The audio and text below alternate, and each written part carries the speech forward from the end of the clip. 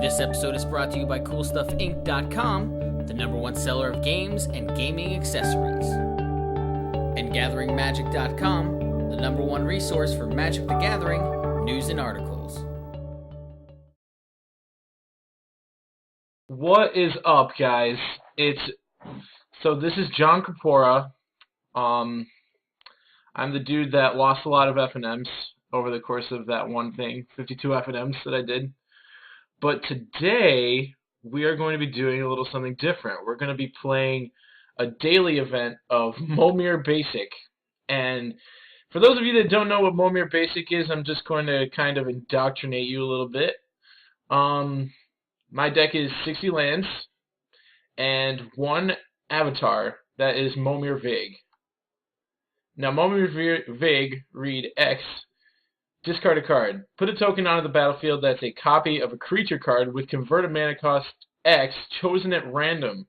And you can only use it once during your turn, and anytime you could use a sorcery. So, basically, this is an online-only format, because only when you're playing online can you just, generate a creature that costs X at random. And there's our match. So, what I'm going to try and do is I'm going to try and play the game in such a way that it lets me get to 8 drops, and then I can just keep dropping 8 drops.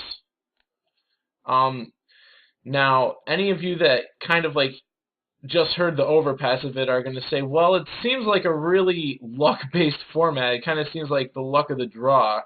And it is, but there's also a lot of combat math involved in it, and it's really fun, I promise.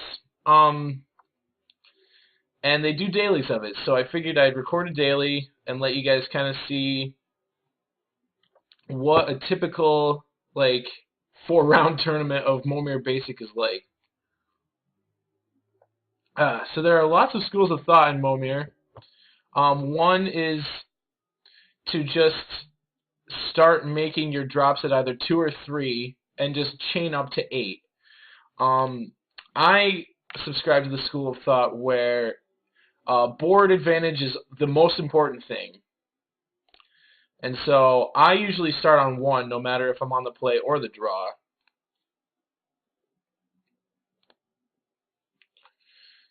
Flailing Soldier, a Mercadian Mask classic. Yeah, this thing kind of sucks. He's just going to probably get really close to killing this on his turn.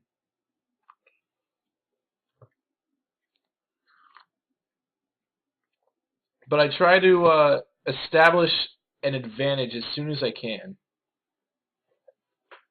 Now I have 2 lines of play here. I could either discard to play discard a card to play a 2-drop, or I could attack for 4 here, and possibly just let him kill my guy on his turn. So, what's going to weigh into my decision here is I have to skip 2 turns of making a creature this game in order to be able to get to play 8 drops every turn. So, just getting value out of skipping a turn is it makes a lot of sense to me. This thing's only going to attack for 3 because he's going to give it -1/-1 here, but I think it's actually worth it.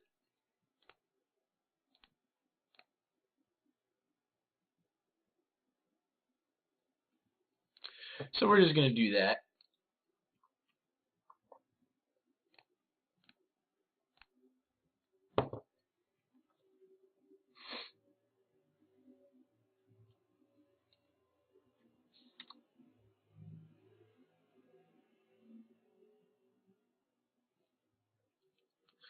So another thing you might be wondering about is why is he playing out his mountains first? This is generally because the best activated abilities of creatures are usually mountains, or are usually red or black. And that's why the land split in this deck, you can only play basic lands. The land split is 15, 15, 10, 10, 10. Where you play 15 mountains, 15 swamps, and 10 of the rest. This turn I'm going to drop a swamp and try and keep my board advantage going by making a 3-drop. Infect is generally pretty bad in Momir, just because the chances of you making more Infect guys as you go are pretty bad.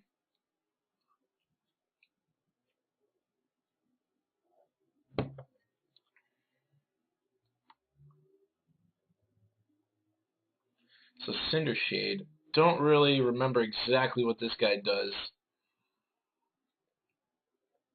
So he could pump it if he had the mana, which he probably will play a swamp next turn.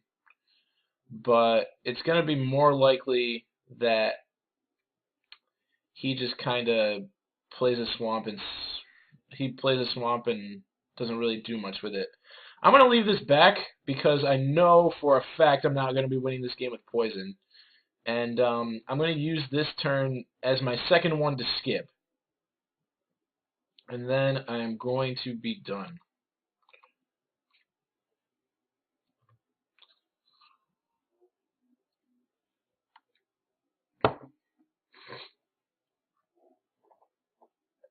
And I kind of figured that he would not be using his turn to attack with this. So he's gotten some pretty underwhelming guys.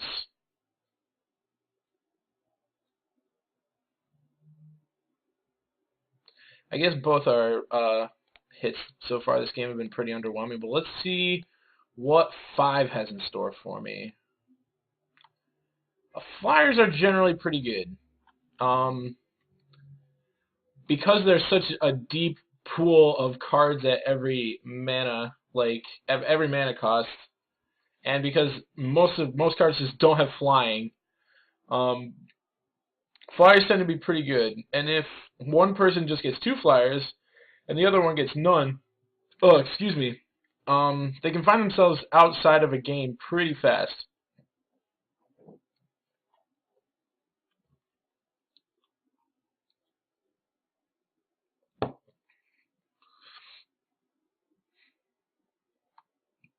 Ooh, 3 to target creature with flying. That's not bad. That was a good one for him to get. Alright, so gonna play planes here and see what we can get on 6. So next turn, since this guy's got these counters, I can just play a 9 if I really want to, which I think is gonna be the play.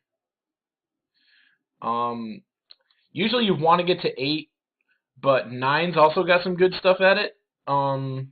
But what he's gonna do is he's just gonna use the Cinder Shade to hit my Morsel Hoarder. He's just going to skip making a drop this turn so he can hit my Morsel Hoarder. Yep. That's a pretty good play on his part. I'm just going to take this 3. Because now I'm actually behind on board, and I don't want to really stay behind.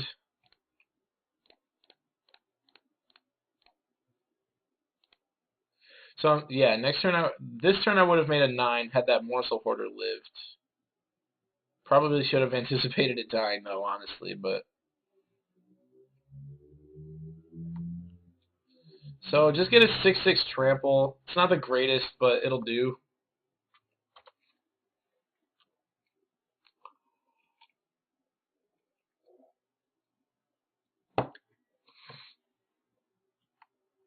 Yeah, 7/4 first striker is a little bit better.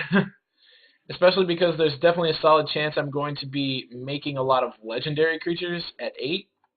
And this thing destroys legendary creatures, so let's just hope I don't make any more legends.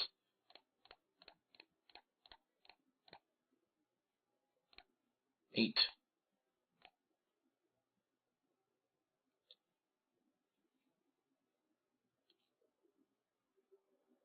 Avatar of Might, that's a solid one.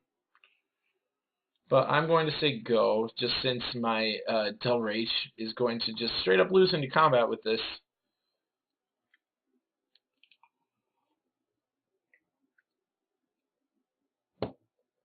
Ooh, that was a really good one for him to hit.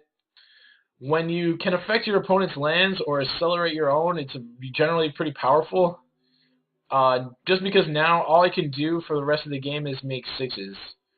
Unless I choose to play a land here and then just say go, which I'm really tempted to do, because 7's not bad. 7 has Phage the Untouchable, which will kill you, but it's also got stuff like Angel of Serenity and Gisela.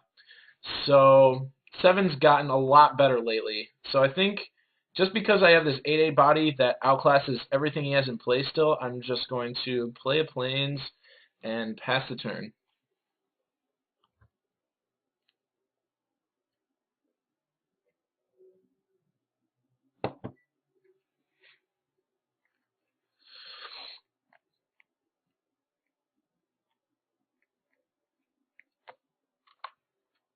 So because my opponent skipped that turn to destroy my Morsel Hoarder, he's going to be able to make 10s. 9 is, wait, 1, 2, 3, 4, 5, 6, 7, 8, 9. Yeah, he's going to be able to make 10s. Ugh, 9/9 Flying Trample. That's not that great for us. That's going to end the game very quickly.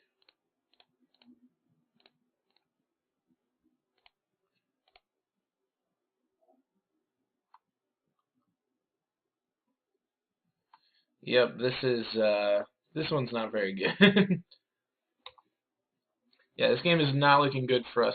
We've really got to hit an Angel of Serenity or a Gisela to kind of give us any sort of shot at this game.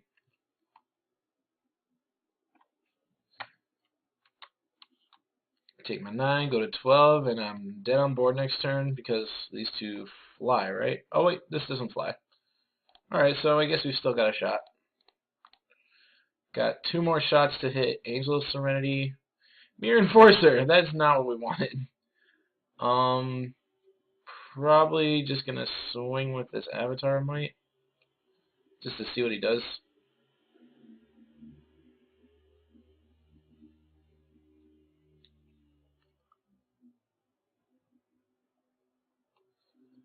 I mean, honestly, my most realistic out this game is for him to make a mistake. Because he drew 7 with Jin-Gitaxias, which is pretty much just going to make it so that he gets to draw whatever he wants. Or he gets to play whatever drop he wants for the rest of the game. Yeah, this one's going to be really tough for me to win.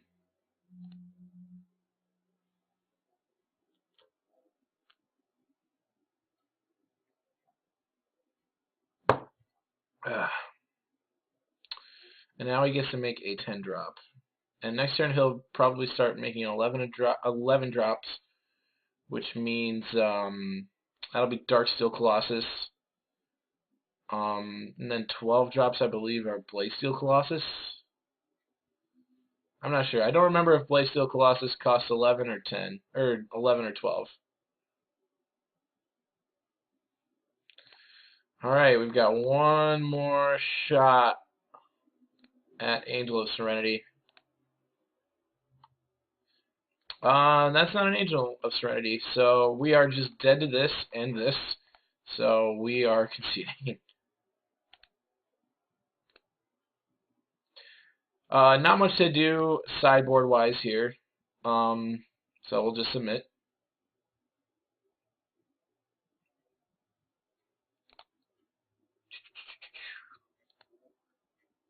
But yeah, here is my mana split, and there it goes. Yes, I'll play first, sure.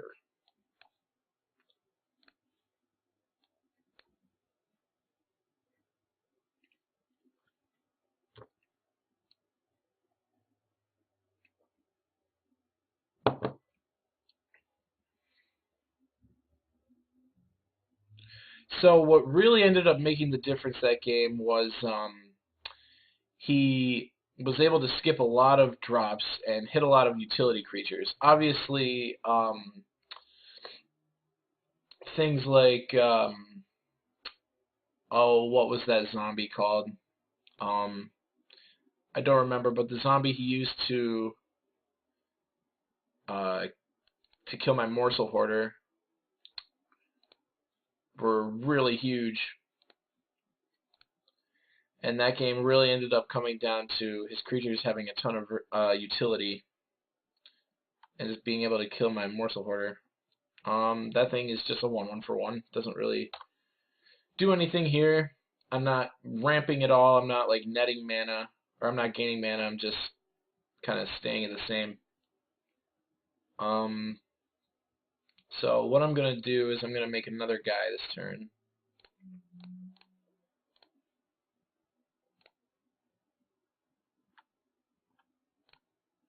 I'll just hit him for 1 just because I can.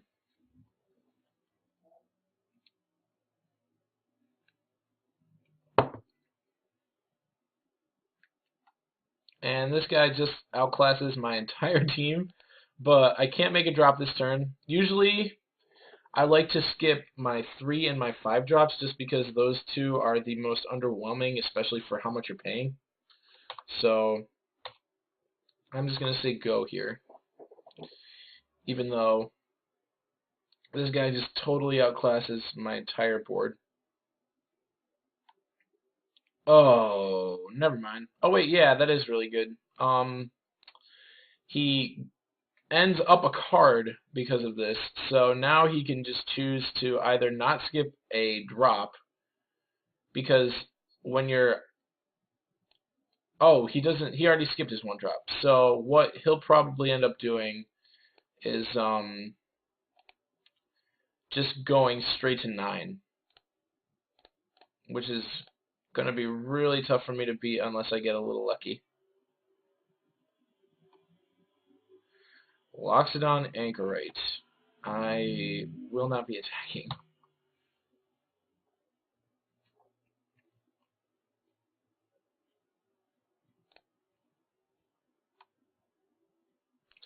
Whew. That's going to be tough to beat. When he gets to set me back on lands like that, that's usually a pretty tough thing to overcome. So I kind of just have to hope to hit some sort of flyer here.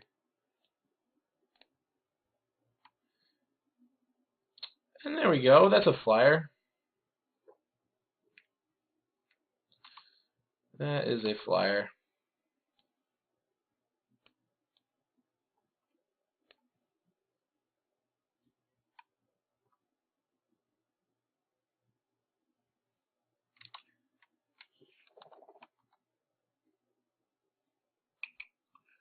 Caustic Crawler, that's going to be really good.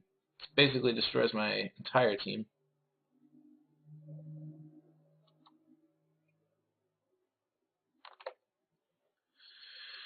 What to do here? Since I originally meant to skip my 5 drop, what I am pretty much forced to do here is just kind of skip my 6 and say go.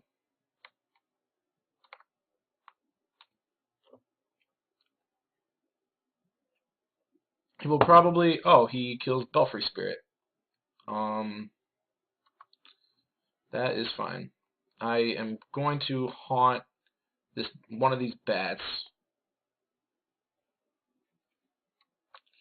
Just because they're pretty fragile bodies.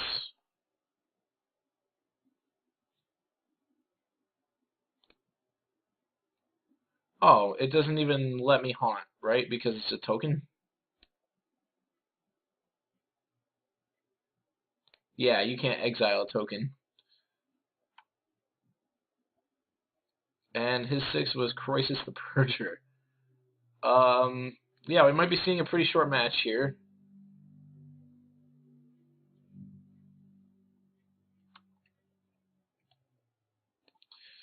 But that is the way it goes sometimes.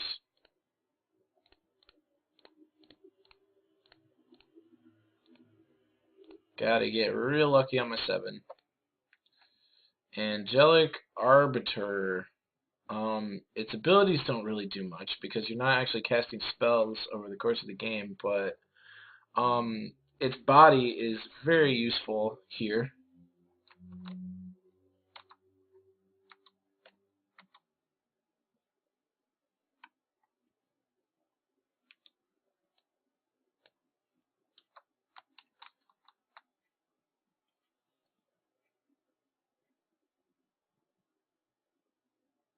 Let's see what he gets on 7.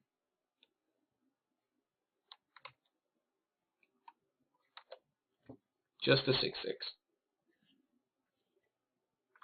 I can beat a 6/6. I am kind of surprised that he didn't try and force through his mana skimmer here just to make me have to make another 7 again. But I guess the way he sees it is that he's just going to win the long game anytime.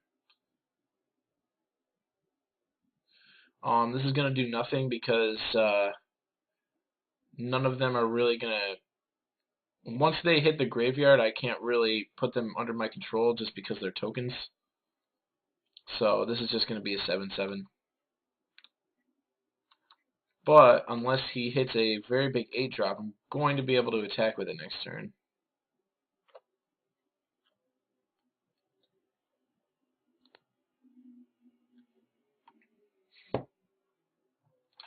This turn he'll probably try and get in with Croesus and Mana Skimmer, maybe.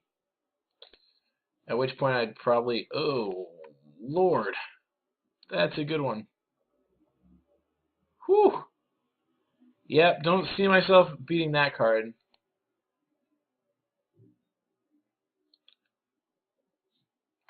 The next 3 damage that would be dealt to Croesus gets dealt to Angelic Arbiter. Yeah, I think I'm just going to try to prevent 2 to me. And take 4. Oh, take 10.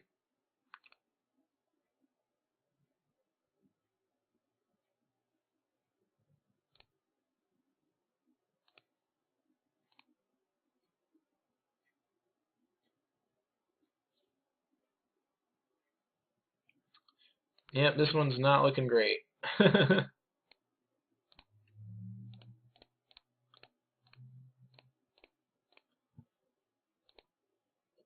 Alright, we're looking for pretty much Cataract Leviathan. Or... yeah, Cataract Leviathan. Cataract Leviathan's the one I want the most. That one I did not want so much. I think I'm just dead. Yep, it's looking like I'm going to be dead, but I've got one more shot to kind of make it happen. Yeah, Prince of Thralls is not doing anything. That is tough. Probably just his Scornful Egotist. Zenzare works too.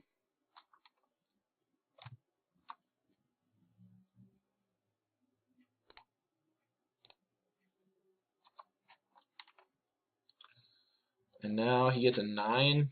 Artisan of Kozilek. So Cataract Leviathan says it's a 6/6, and it says I get to bounce any other. I bounce all other non-land permanents, I think it says, to their owner's hand, which basically means it resets the board except I have a 6/6.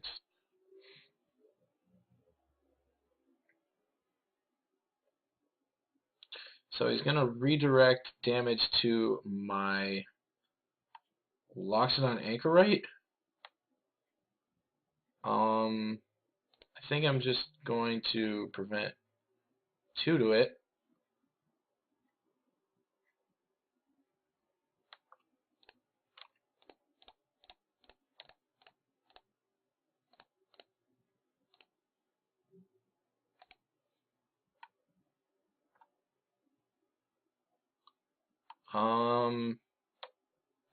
Yep, that's it. That is it for that match, but I really hope you will join me for the next one.